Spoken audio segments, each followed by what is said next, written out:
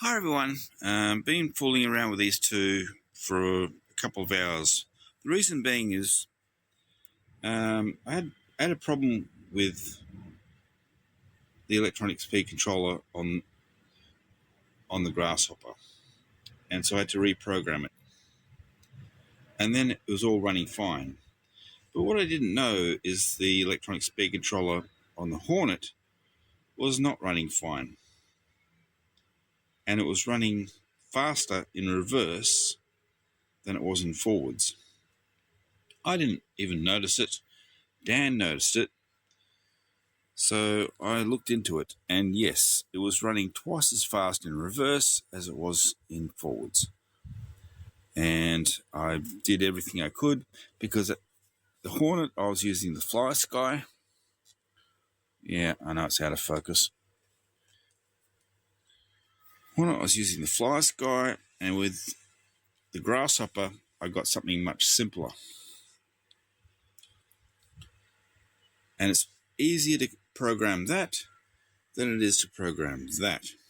This thing is a pain in the ass. But so I thought, well, what I'll do is, to test it, I'll swap receivers. So in other words, now the Grasshopper is running off the Fly Sky, and the Hornet is running off this one. And when I switched it over to that one, the Hornet did better. Not good better, but it did better. Because this thing, instead of having to program in everything, is toggle switches. The Fly Sky is programming. So you got to push this, you got to do that, you got to swivel this and move it all around in order to get anything to happen. But in the end, all I did was I used the Fly Sky on the Grasshopper. I reprogrammed the ESC for the Fly Sky. Now that's running at full power.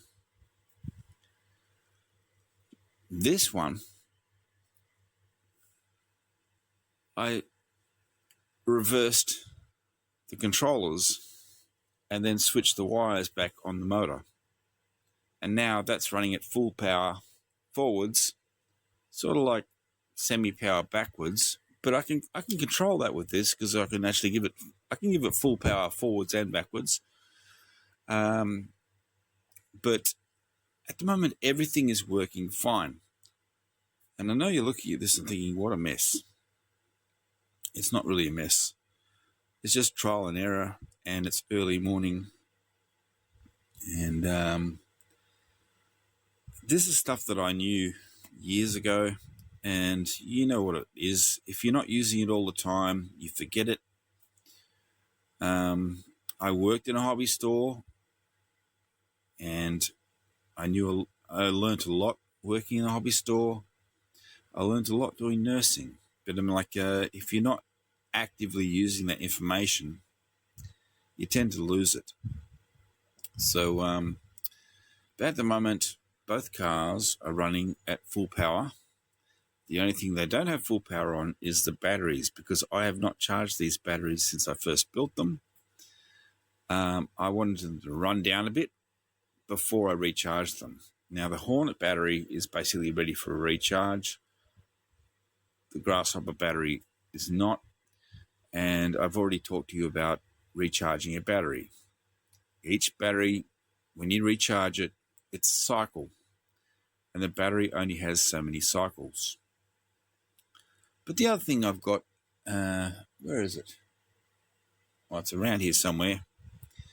Something I can use on this car. I can use it on that car, but I'm taking a risk. There's a 3-cell LiPo battery. So in other words, it'll give it all the juice it needs. It won't last as long as these batteries, but it'll speed them up by quite a bit. Anyway, just thought I'd share that with you. So at the moment, I've switched over controllers. So this controller is for the Hornet, and the Fly Sky is still not in focus. Sorry for turn it on, get some pretty pictures. That's all digital. This is digital as well, but it's got analog controllers. This is much easier to use, and it's much lighter to hold. This thing is a brick. This thing is nice and light and easy. So if you're going to build your own car, go for the analog rather than the FlySky. The difference with the FlySky is you can actually program 10 different cars onto the FlySky, but you need to buy 10 different receivers for the FlySky. And then if you've got different cars on here, you've got model, and it'll tell you the name of the car, and then you've got to keep on switching back and forwards from whatever car you're using. Anyway, just thought I'd share that. But yeah, so I pulled them apart again, and they're fine. I'm going to put them back together. See ya.